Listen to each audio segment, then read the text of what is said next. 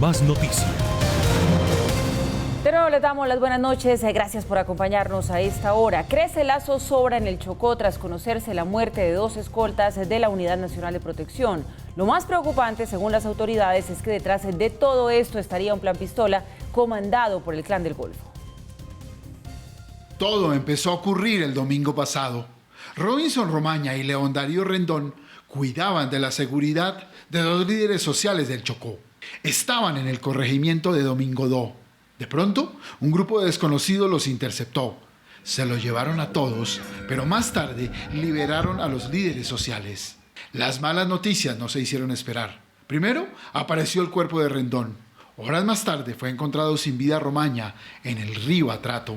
Elena Zapata, esposa de Rendón, relata que él se encontraba muy aburrido en esta región, precisamente por las dificultades de orden público, y se despidió con una canción de amor. Era desesperado pues por mandarme algo para que lo escuchara y pues me mandó un tema musical y ya ahí estuvimos hablando ahí y me dijo que estaba aburrido por allá, que ya quería venirse para acá, para Medellín, y que ojalá pues le resultara un traslado, que él tenía muchas ganas de venirse y ya, porque eso pues por allá no era una zona muy pesada. Las autoridades confirmaron que el responsable es alias Monseñor, por quien ya se ofrece una recompensa. Tenemos una recompensa de hasta 30 millones por alias Monseñor, al igual que en esa área también, un poco más al norte, está alias El Negro Perea y alias Pueblo. Son 3 cabecillas del Clan del Golfo que quieren tener un control ilegal del territorio en el norte del departamento del Chocó y en los límites con Urabá. El panorama es cada vez más nublado. Un informe de inteligencia de la Armada en Arauca da cuenta de un posible plan pistola de los grupos armados para atacar a los funcionarios de la unidad de protección. En un comunicado, Pablo Elías González, su director, condenó el crimen de los 2 escoltas y pidió a las autoridades ubicar a los responsables. Esto es increíble y la verdad, Mauricio, pues muy preocupante, una nueva coyuntura que se suma a la ya difícil situación de los líderes sociales, porque ahora lo que estamos viendo es que quienes cuidan a esos líderes sociales, los escoltas, se convirtieron también en objetivo de los ilegales y de los grupos armados. Paula, Jairo Rendón, Robinson Romaña, hay que recordarlo, lo decía Gallito en la nota, pero hay que recordarlos porque son nombres de personas que están empezando en esta nueva etapa de los conflictos regionales y el conflicto nacional en últimas, están empezando a sentir los efectos de la violencia. No son solamente números, son personas y personas que tienen, como ustedes veían, sus seres allegados a los que les hacemos llegar las condolencias. Este parecería ser el inicio de una nueva etapa. Es curioso en este caso. Recuerden ustedes que en la nota estamos diferenciando 2 regiones del país, estamos diferenciando el Chocó, donde sucedió el caso de los 2 escoltas que acabamos de mencionar, es distinto a el caso de Arauca, que es donde parecería estarse configurando un plan pistola.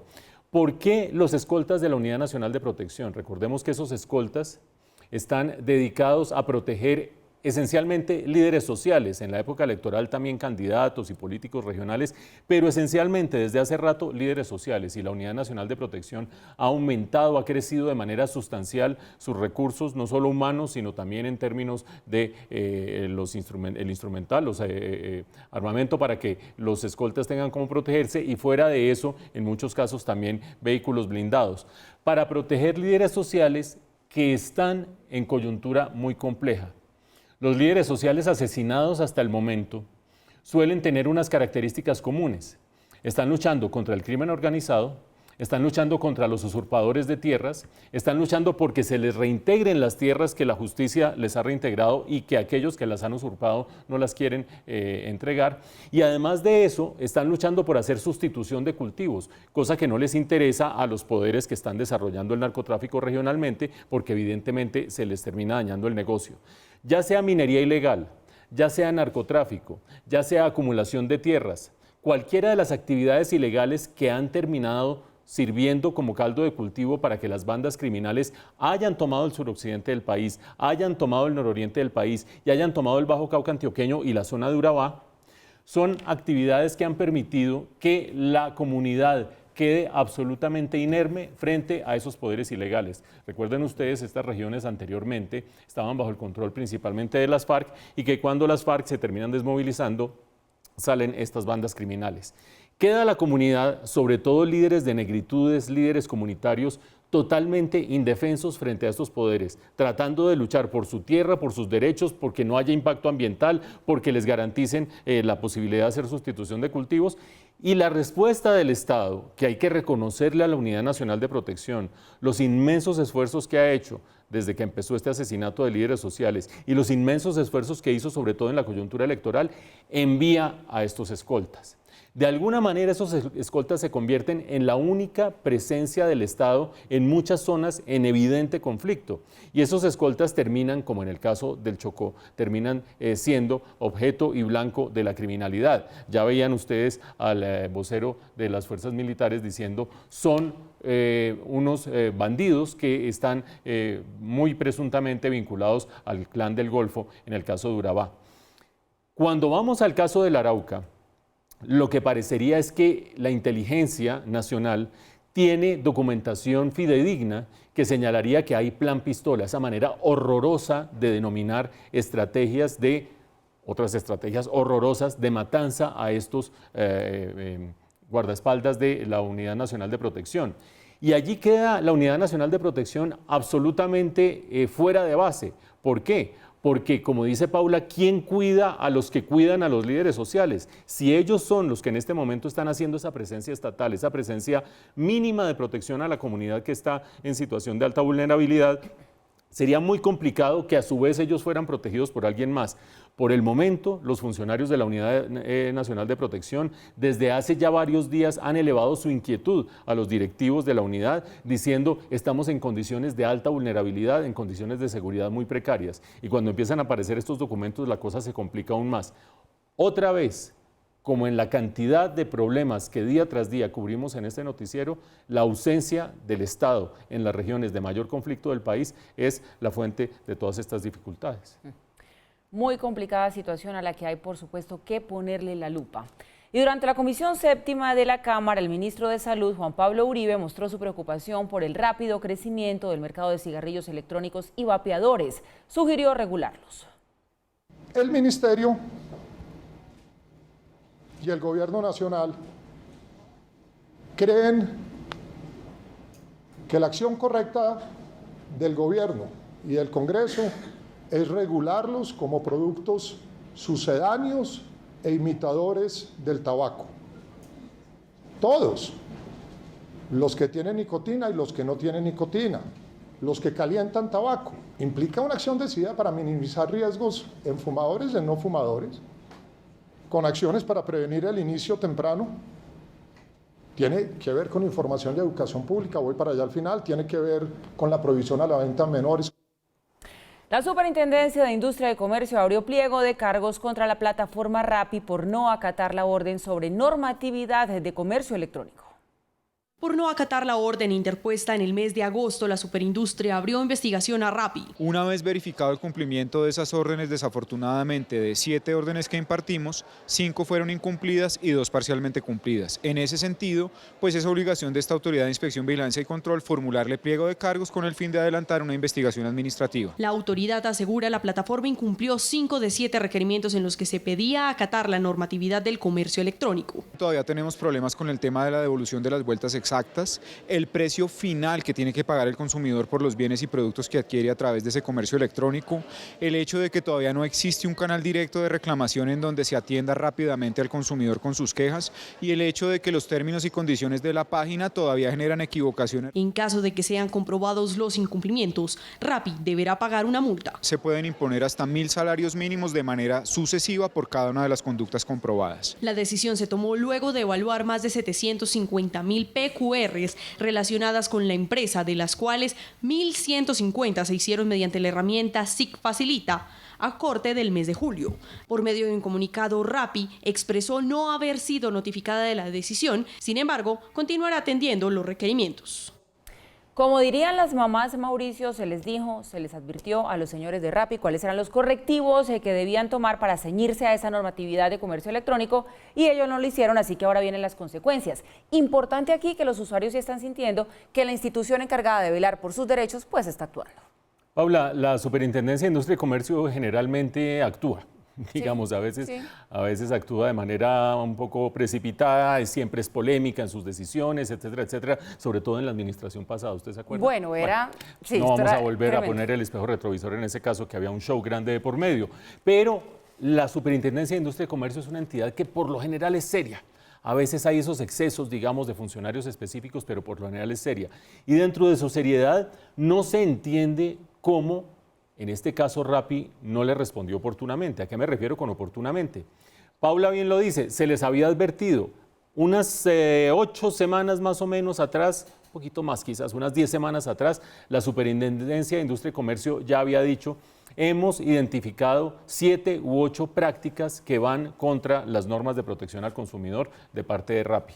Y de manera pues abierta al público y demás, pero de manera digamos que amable, había emitido una orden administrativa pidiéndole a Rappi que hiciera una serie de ajustes en su página web, ajustes en los términos y condiciones, esos documentos largototes que nunca nadie termina leyendo, salvo cuando llega el caso de una demanda o el caso de un litigio desde el punto de vista legal, y sobre todo ajustes en sus prácticas, porque no es solo lo que sea letra muerta, sino también en las prácticas. Hizo ese llamado mediante una orden administrativa a la Superintendencia de Industria y Comercio semanas atrás y de manera bastante inverosímil, pues Rappi no atendió sino un par de ellas y atendió casi que las más simples de todas. Poner en la página web un link que vincula con el sitio de la Superintendencia de Industria y Comercio y poner en otro par de instrumentos de pauta comercial ese mismo link, de manera que el consumidor termine pudiendo llegar hasta la Superintendencia de Industria y Comercio. Pero pare de contar, todo lo demás que nos acaba de decir el superintendente sigue siendo, según la superintendencia y según el pliego de cargos que le van a abrir a Rappi, siguen siendo prácticas vigentes. Estamos hablando de la práctica de no devolver las vueltas de manera exacta, la práctica de fijar un precio en la página o en el momento de hacer el pedido, precio que puede cambiar incluso hasta después de que la persona ha terminado haciendo el pedido. Una cosa fundamental, el que no queda muy claro de quién es la responsabilidad de atender una garantía, si es de Rappi o es del productor que termina vendiendo sus productos a través de Rappi. Y una cosa fundamental también en los términos y condiciones, el que dentro de ese texto largotote que no se lee nadie, se renuncia, quien termina haciendo una transacción con Rappi, termina renunciando o terminaría renunciando, de acuerdo con lo que ha dicho la superintendencia, a los derechos del consumidor, que son los que le permiten cubrirse frente a todas estas eventualidades.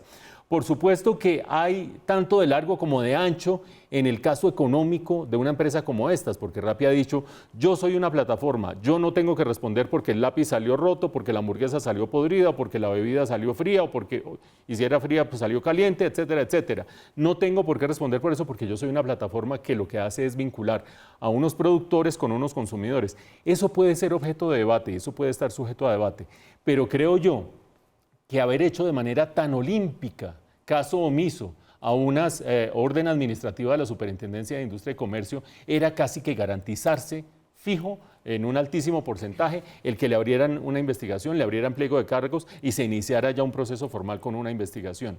Vaya usted a saber en qué va a terminar todo esto. De cualquier manera, para muchas personas que ven cotidianamente ciclistas de Rappi en contravía, otros en la mitad de la calle, maletines por aquí botados, congestión por allá, la cantidad de tenderos de Rappi, sí, ya sé que dijeron que hay unos centros donde se aglomeran todos, pero pues por lo menos por donde uno pasa no están esos centros. Terminan debajo de un árbol, etcétera, etcétera. Daría la impresión que Rappi, en medio de su inmenso y envidiable éxito empresarial, está descuidando cosas y está actuando de manera un poco arrogante frente a la gente, frente a la comunidad y también frente a las autoridades. No hubo decisión sobre la moción de censura al exministro de Defensa, Guillermo Botero. Al menos 5 votos faltaron para que la plenaria del Senado aprobara la moción contra Botero. La votación fue de 49 votos por el sí y 4 por el no, para un total de 53. El quórum requerido para que hubiese una decisión debió ser de 55. El alcalde Enrique Peñalosa se defiende tras las acusaciones de presunto tráfico de influencias después de que se revelara un video en el que le pedía una cita al director de la CAR con representantes de la Ladrillera Santa Fe. Luego de varios días de silencio, el alcalde Enrique Peñalosa se refirió a las acusaciones que iban en su contra por presunto tráfico de influencias. Y estoy perfectamente tranquilo con eso y lo haría 1000 veces más. Ahí no estoy, ni siquiera dije que les ayudaran, nada. La polémica surgió luego de que se conociera un video del año 2018 en el que Peñalosa hablaba por teléfono con el director de la CAR, Néstor Franco, y le pedía que se reuniera con unos amigos suyos de la Ladrillera Santa Fe, que en ese momento tenía problemas con el cierre de una mina en los Cerros Orientales. Los amigos míos me llamaron de la Ladrillera Santa Fe. Sí, señor. Él está cerrando una mina, bueno, es una gente súper correcta, súper maravillosa. Con todos los enemigos que yo tengo, y de lo único que pueden acusarme es de que llamé a pedir una cita para unos amigos. Entonces, más aún, tan obvio era ese tema que el director de la CAR dijo que ya se lo había dado cuando lo llamé. El director de la CAR también había expresado por varios medios de comunicación que en ningún momento el alcalde intervino en la decisión contra esta ladrillera y efectivamente los procesos continuaron. Y entre tanto, la alcaldesa electa de Bogotá, Claudia López, anunció que el plan de ordenamiento territorial para la capital estará listo para diciembre de 2020 mejor. Aseguró que mañana dará a conocer los nombres de la comisión encargada del empalme de este plan. Recalcó que lo que se necesita es una comisión de ciudad y no de su gobierno. Dijo que va a construir sobre lo construido y que son 6 las preocupaciones que se trabajarán para este nuevo POT que el de Peñalosa no tenía en cuenta. En el Ministerio de Tecnología de la Información y las Telecomunicaciones hay confianza en que el 20 de diciembre se realice la subasta del espectro que permitirá conectar a más colombianos a Internet y mejorar su nivel de vida.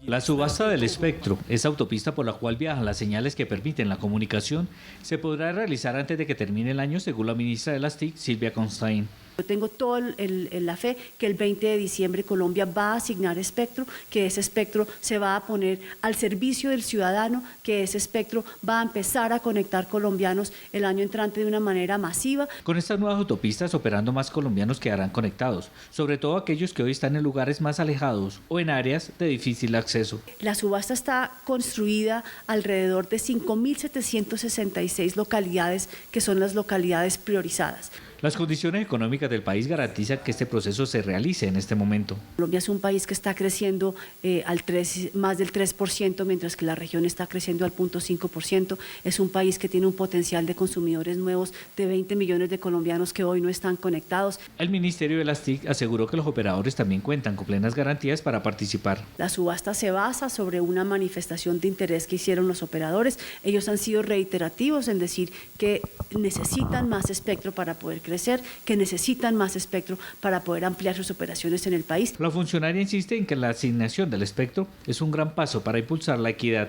Buscando llegar a los colombianos menos favorecidos y traer esta herramienta de equidad que es la conectividad. La ministra dice que el espectro significa dejar de moverse en pequeños pasos y dar el gran salto que le permitirá a Colombia alcanzar un mayor desarrollo.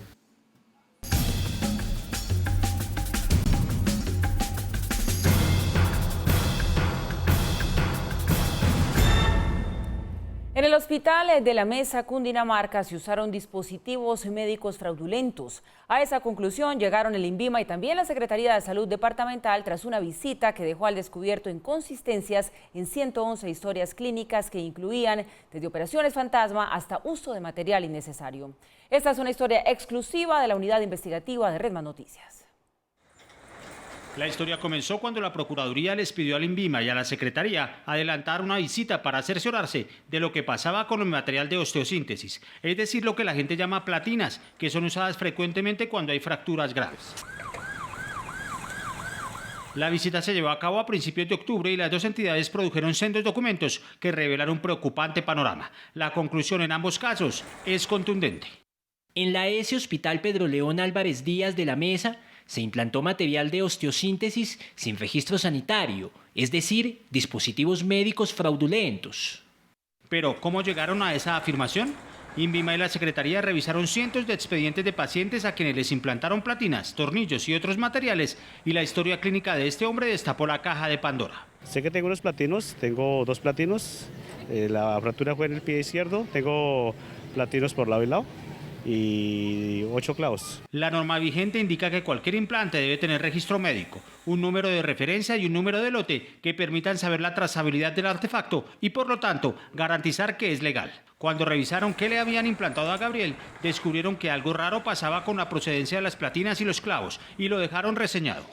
Se evidencia hoja de gasto con número de cédula 79.064.116, en donde se consigna el dispositivo médico guía SPIN 9 por 50 milímetros, lote 104313, con registro sanitario 2018 DM 000338-R1, el cual no ha sido otorgado por el INVIMA.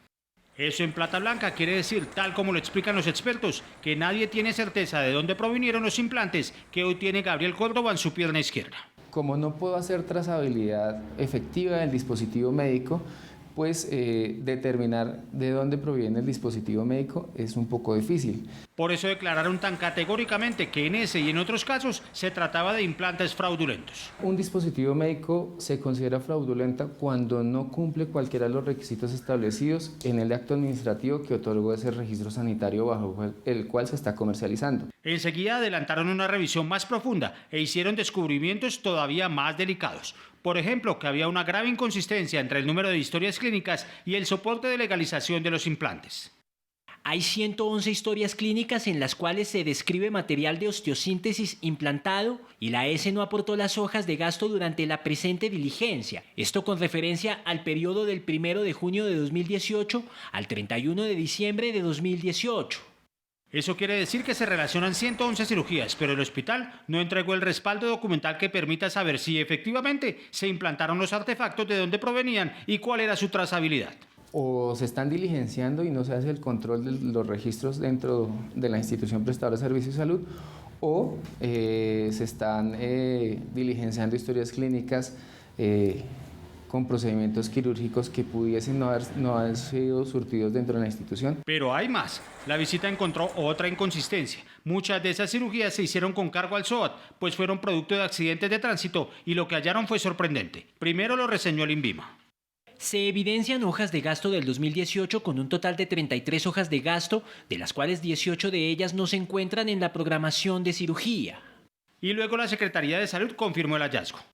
En algunas historias clínicas auditadas se evidencia que en la fecha de cirugía no se empleó material de osteosíntesis, pero existe hojas de gasto relacionando material empleado en cirugía ortopédica en la misma fecha y para el mismo paciente. Esa situación está desde hace rato en el radar del gremio asegurador, que si bien prefiere esperar la finalización de las investigaciones, tiene una idea clara de lo que estaría pasando, no solo en la mesa, sino en varias regiones del país. Algunas IPS afirman haber hecho procedimientos que involucran material de osteosíntesis sin que los pacientes hayan sido intervenidos. Es decir, se cobra por procedimientos que no se llevaron a cabo y se involucra el tema del material de osteosíntesis en esas intervenciones. Pero como si fuera poco, INVIMA y la Secretaría encontraron un grave desorden documental que revela que además de las inconsistencias sobre la procedencia de los implantes, algunas historias ni siquiera fueron firmadas por los médicos. Adjunto ejemplo de hoja de gasto donde no se evidencia registro sanitario asociado al producto implantado. De igual manera, no se evidencia el número de lote en uno de los productos. No figura recepción técnica del producto, con firma responsable ni la firma del especialista. Expertos aseguran que tantos casos y que exista tanta variedad de inconsistencias revela que las cosas no están bien en el Hospital de la Mesa y que la historia de Gabriel Córdoba, cuyos implantes no tienen trazabilidad, puede ser la punta del iceberg. Esto se me parece mucho, Mario, al gemeleo que se utiliza en los carros. Cuando a veces se hace contrabando, llega un carro, se le borran las improntas, se le cambian, o carros que tienen doble o triple placa. A mí me parece esto absolutamente escabroso. O que en el mejor de los casos hay un desorden administrativo y contable que tampoco es explicable ni es admisible para un hospital público. Pero entonces lo que tenemos que preguntarnos es dónde está la auditoría, dónde está el control de calidad, dónde están los programas de mejoramiento y también dónde está la inspección, vigilancia, control, cómo así que ya hubo un error y dónde está la Superintendencia Nacional de Salud. Por ahora, la Procuraduría analiza a fondo las actas entregadas tanto por el INVIMA como por la Secretaría de Salud de Cundinamarca y en los próximos días se evaluará a cuáles nuevos funcionarios podría vincular a la investigación. En la mesa Cundinamarca, con la cámara de Orlando Ramírez, Mario Villalobos, Red Más Noticias. Pero esa historia no termina allí. Por supuesto, buscamos al director del Hospital de la Mesa para escuchar su versión sobre lo que reportaron el INVIMA y la Secretaría de Salud. El funcionario, quien acaba de reintegrarse al cargo después de una suspensión, asegura que todo se trata de un desorden documental de sus subalternos y que en la entidad no está pasando nada grave. José Willy Castañeda estuvo suspendido 3 meses, pues la Procuraduría cree que habría contratado irregularmente algunos servicios del hospital. Por ejemplo, detectó que solo hubo 2 oferentes para un contrato y que ambos tienen el mismo número celular de notificación, pero él dice que todo fue un error humano. Al parecer, pues el manejo de ese copy-paste tan bendito donde la invitación quedó el mismo número, ni siquiera fue el mismo correo, es el mismo número telefónico. Cuando le consultamos sobre las inconsistencias que reportaron INVIMA y la Secretaría de Salud, dijo lo mismo, que se trata de errores humanos y administrativos de sus subalternos y de los médicos, pero que las historias clínicas y las cuentas están en orden. Todos los hospitales, hay veces los médicos no llenan bien la historia clínica, no le ponen la letra clarita, como ustedes saben, los médicos no escriben muy bien. Entonces, ¿qué le dicen? Hombre, escriba mejor, que se le lea claro. Si usted quita un material, coloque cuándo lo quitó, cuándo lo puso, cuándo lo quitó y que quede el registro. Es básicamente eso. Pero los expertos son claros en afirmar que legalmente hay un límite para errores administrativos y que lo que pasa en la mesa es de extrema gravedad. Este tipo de instrumental no es un instrumental que se le ponga a personas todos los días y por eso lo que evidenciamos acá es que si ya se repite 111 casos o hay definitivamente fallas estructurales en los procedimientos internos o peor aún, fallas en la auditoría interna. Aún con ese panorama, Castañeda dice que lo que revelan el INVIMA y la Secretaría de Salud de Cundinamarca en sus actas de inspección no es grave. 2 entes al mismo tiempo dicen que es grave la situación porque se utilizaron materiales fraudulentos. ¿Grave? No sé de dónde sacas tú eso, te pregunto. El director del hospital asegura que no hay nada que ocultar y que está plenamente tranquilo con la gestión de los implantes que se usan en la entidad, especialmente porque ningún paciente ha reportado molestias o incidentes adversos. Usted mete las manos al fuego por esos elementos, doctor. ¿Está usted tranquilo con lo que pasó? Que en este momento no exista un paciente con un evento adverso, claro. Claro, porque tengo aquí un auditor que está revisando todos los temas. Algunos creen que habría una avalancha de demandas si se comprueba que algún paciente recibió un implante fraudulento o tiene complicaciones de salud. Eso puede dar lugar a múltiples irregularidades, pero además, sobre todo, como bien se señala en el informe, a múltiples demandas por responsabilidad civil extracontractual, en los cuales las personas quedan legitimadas para pedir una indemnización. Sobre el material fraudulento que encontró la inspección, el director del hospital dice que ya se lo llevaron y tiene su propia explicación. Entonces, ¿qué hacía un material que era fraudulento aquí aunque no lo hayan usado? Esa fue una revisión que tocó hacer, que se le llamó la atención, se verificó, pero ese material fue incautado. Pero como le digo, de todo el material, porque había muchísimo material, fueron muy poquitos los que encontraron que no tenían el registro INVIMA. ¿Pero por qué no tenían y qué hacían acá?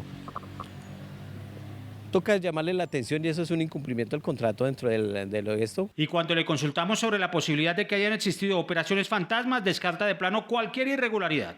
Claro, total, eso sí, créame, aquí las cosas se hacen de manera transparente. Por ahora, Castañeda sigue vinculado a la investigación de la Procuraduría y hace pocos días formalizó la petición para que le paguen el sueldo de los 3 meses que estuvo suspendido. Mañana les presentaremos la segunda parte de esta investigación. Los fabricantes legales denuncian que hay contrabando y reuso de los implantes, que son lavados e insertados en otros pacientes. Y el sector asegurador revela que esas modalidades son muy frecuentes a la hora de cometer fraudes con el SOAT.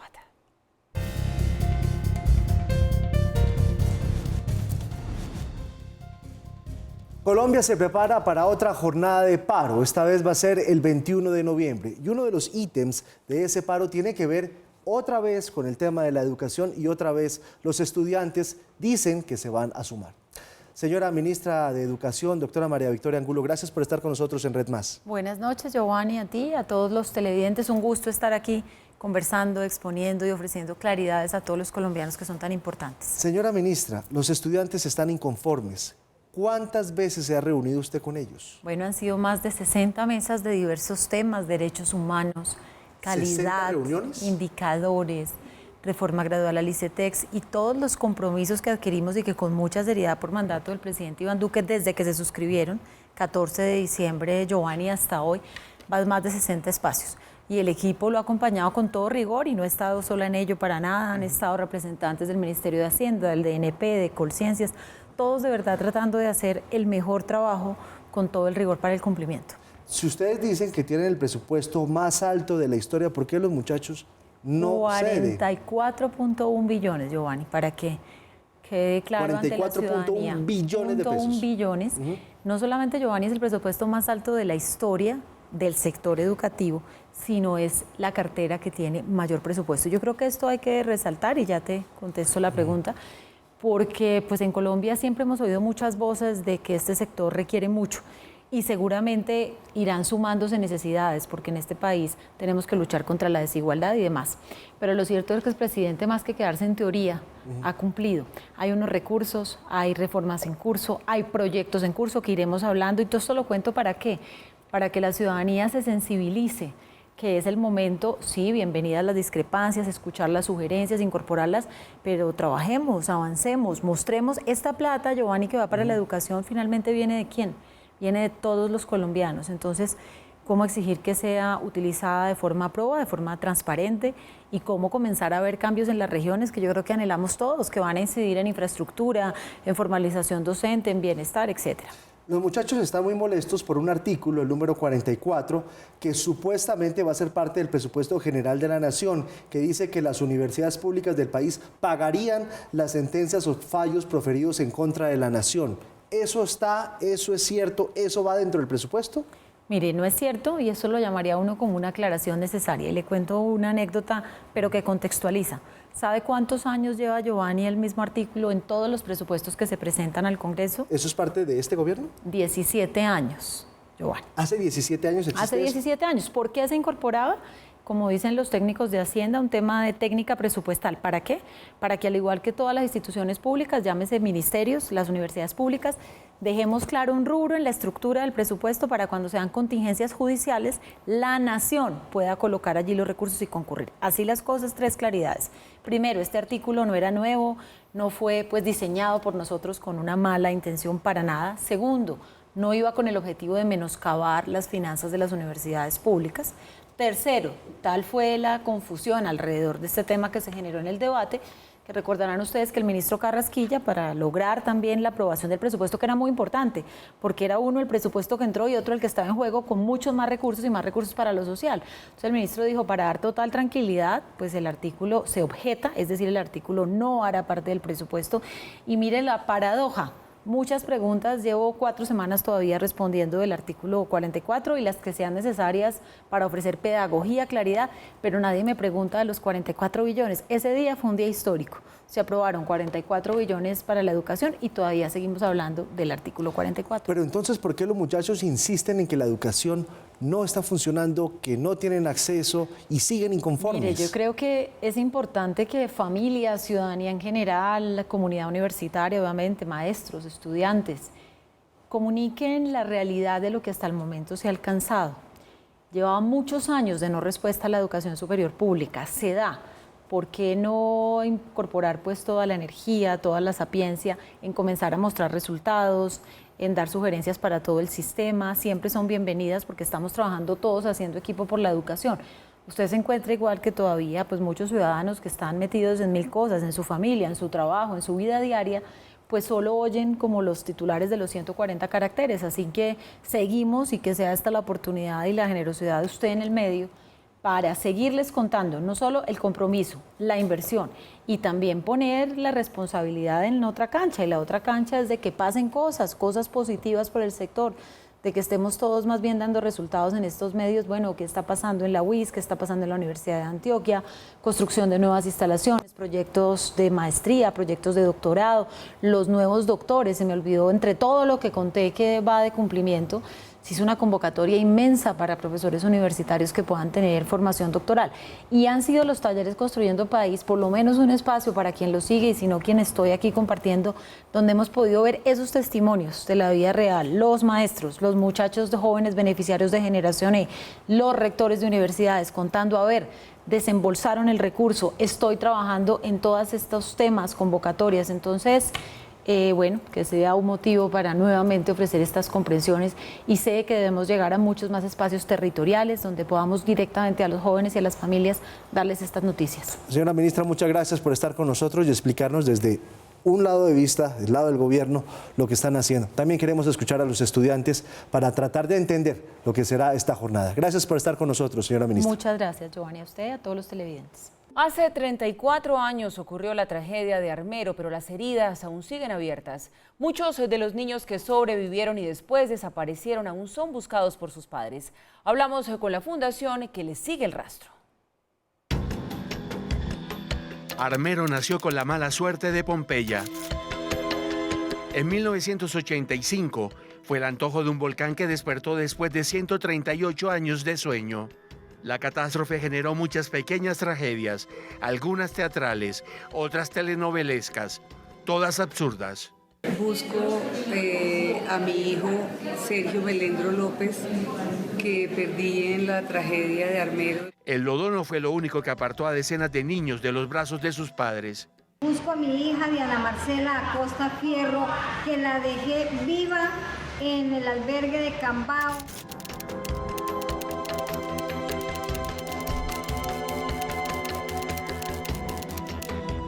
Las páginas de los periódicos de la época adquirieron un tono descolorido, pero las letras medio borrosas aún tienen algo de memoria.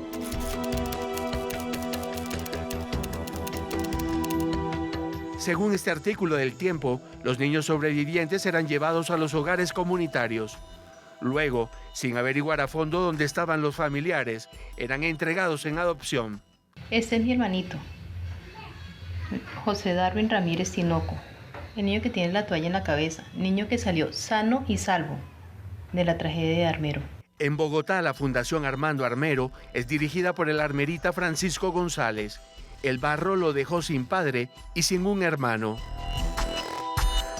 En estos 6 años, González ha conocido 478 casos de menores que quedaron vivos. Algunos fueron vistos en brazos de los organismos de socorro. Estoy buscando a mi hijo Edwin García. Fui adoptado de Armero a los 3 años. Ernesto García y Edwin Medina lograron comprobar que eran padre e hijo gracias a una prueba de ADN que subvencionó esta fundación.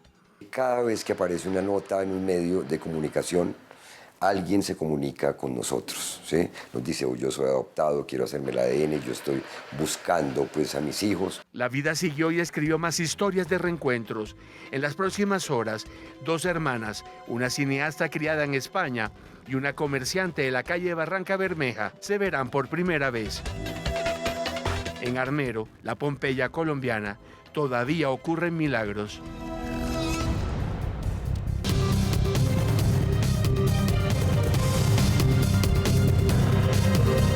Estamos de regreso para dar un vistazo a lo que es noticia en el mundo. Con la idea de que Donald Trump presionó a Ucrania para investigar a los Biden, culminó la primera audiencia pública del llamado caso Ucrania Gate.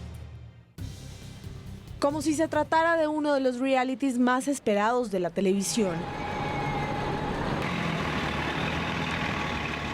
Así llegaron este miércoles las primeras audiencias públicas, además en medio de luces, cámaras y transmisiones en directo. En esta primera audiencia pública estuvieron 2 personas clave quienes ya habían declarado, pero en privado. El testigo 1, William Taylor, encargado de los asuntos de Estados Unidos en Ucrania. También testificó un segundo testigo, George Kent, subsecretario adjunto de Asuntos Europeos y Eurasiáticos.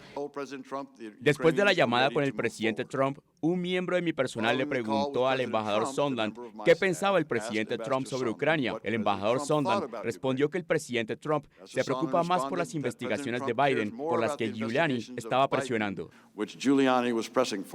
Investigan un supuesto abuso de poder por parte de Donald Trump al haber, al parecer, retenido una ayuda militar de $400 millones a Ucrania a cambio de iniciar investigaciones contra los Biden. Y finalmente, como el comité es consciente, escribí que suspender la asistencia de seguridad a cambio de ayuda para una campaña política nacional en los Estados Unidos sería una locura. Creí eso entonces y lo creo ahora. Una situación que se registra un año antes de las elecciones presidenciales. Audiencias televisadas que son ahora el centro de atención y que al parecer por ningún motivo nadie quiere perderse.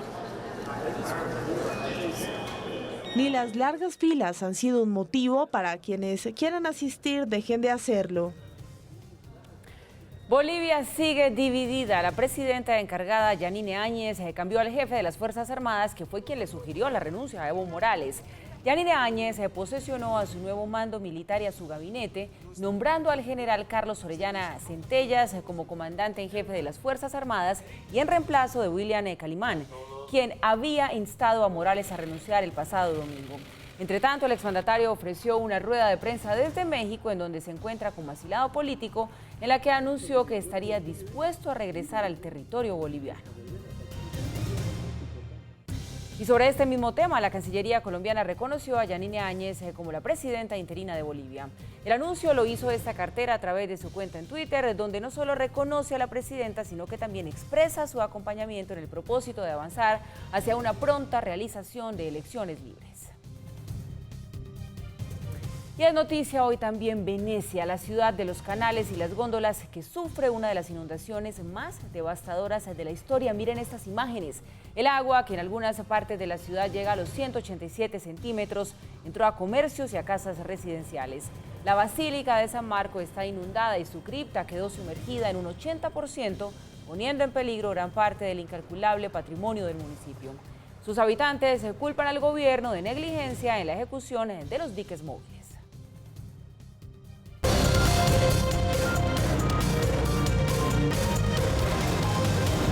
Y atentos a esta historia, el Tino Asprilla confesó una anécdota que ha dado la vuelta al mundo. ¿Recuerdan el momento en el que Chilavert y él provocaron una vergonzosa pelea sobre el campo? Fue el 2 de abril de 1997, Colombia jugaba en Asunción contra Paraguay y cuando el resultado iba 1-0 a favor de los paraguayos, Chilavert le lanzó un escupitajo al Tino. Este respondió con un golpe en la cara, por lo que los dos fueron inmediatamente expulsados. Después, camino a vestuarios, Chilavert le lanzó un puño en la boca al Tino, a lo que respondió también Aristizábal, como ven en la imagen. Pero lo peor llegó después en el hotel, donde el Tino confesó esto. Después del partido, hay una parte que la gente no sabe, que estoy en el hotel. Entró una llamada al hotel y me dice, pues, que soy Julio. Que soy Julio Fierro, que puedes llegar acá al hotel, que nosotros estamos acá en tal hotel. Yo ese día llegué, cuando está semanada como con 10 personas, borrachos. Y yo llego con Aristizábal. ¿Qué más? ¿Cómo están? Nosotros aburridos, pues, porque habíamos perdido el partido, ¿verdad? Cuando llega Emanos. Que necesitamos que usted dé una autorización, que estos dos manes van a quedar aquí en Paraguay. En Asunción. En Asunción, que quieren ir a matar a ese gordo de Chilavert. Yo le dije, ¿cómo así? Y yo le dije, pero ustedes están locos, que van a acabar con el fútbol colombiano, eso no puede ser, no. En el fútbol, lo que quedó en el fútbol, lo que pasa en una cancha, queda en la cancha. Ya, Chilavert me metió el puño y estuvimos al gato, nos expulsaron y ya eso terminó ahí. Menuda historia, increíble, ¿no? Increíble y no tan increíble, ¿saben? Yo soy de Cali, yo crecí en la época en que Cali y el Valle del Cauca pues estaba en el furor, desgraciadamente, del narcotráfico, de los carteles. Y este tipo de cosas sí pasaban. Ahora, si fue verdad como lo dice el Tino, no, eso solamente lo sabrá él. Pero que este tipo de cosas sí pasaban.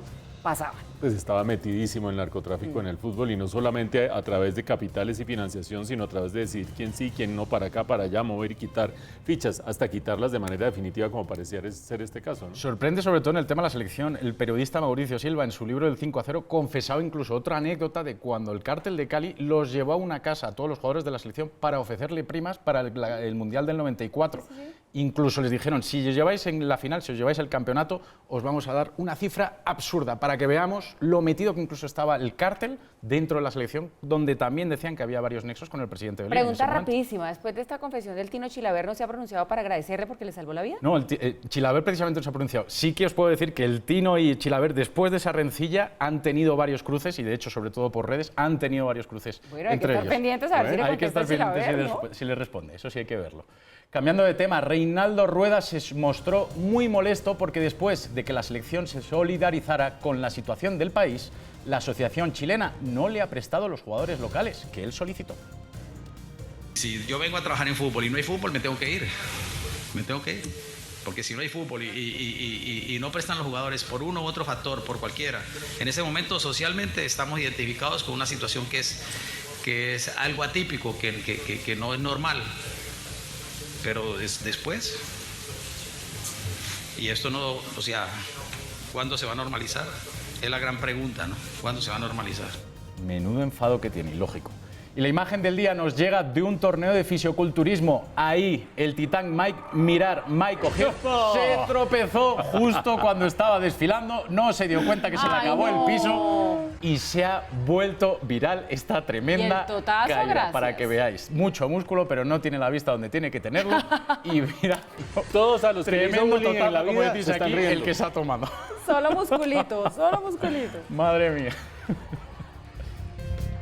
Sección patrocinada por Revista 15 Minutos. Detrás de los famosos, delante de tus ojos. Empezamos el entretenimiento hablando del diseñador y formador académico de la moda en Colombia. Arturo Tejada falleció a los 66 años tras sufrir un importante deterioro de su estado de salud. Arturo Tejada se convirtió en el impulsor del diseño y líder de la institución educativa que heredó de su padre, de donde han salido los más reconocidos diseñadores colombianos. Padre, amigo, maestro y precursor de la moda en Colombia. Ese era Arturo Tejada, quien falleció ayer a sus 66 años en horas de la mañana. Hoy fue su velación, donde amigos cercanos y familiares estuvieron presentes.